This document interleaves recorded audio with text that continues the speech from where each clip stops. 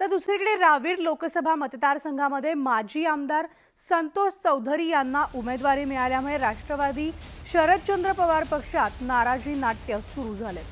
भुसावळ, रावेर, वरणगाव तालुक्यातील शरद पवारांच्या राष्ट्रवादीच्या शेकडो पदाधिकाऱ्यांनी राजीनामे दिले। माजी आमदार संतोष चौधरी यांना उमेदवारी न देता ऐनवेळेस पक्षात आलेले श्रीराम पाटील यांना उमेदवारी दिल्यामुळे नाराजी अधिक वाढली आहे। दरम्यान उमेदवारी न मिळाल्याने माजी आमदार संतोष चौधरी हे देखील नाराज असून चौधरी हे अपक्ष उमेदवारी दाखल करून बंड करण्याची शक्यता आहे।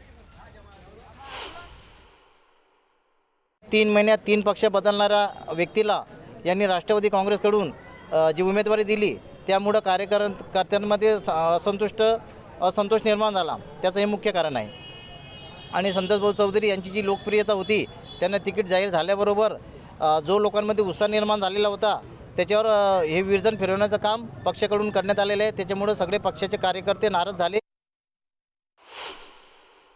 20 वर्ष झाले जो या ठिकाणी जनसमुदाय दिसतोय हे संतोष भाऊ चौधरीवरती प्रेम करणारी जनता आहे। मी आपल्या माध्यमातून आमच्या पक्षश्रेष्ठींना सांगू इच्छितो, जो काही निर्णय घेतलेला आहे त्याच्यामध्ये कुठेतरी फेरविचार करण्याची गरज आहे, नितांत गरज आहे। कारण जो मनुष्य ज्याला ग्रामपंचायतीच्या निवडणुकीचा देखील अनुभव नाही त्याला एवढं मोठं खासदारकी पदाची जी काही निवडणूक आहे, प्रशासकीय कामांचा काय अनुभव आहे।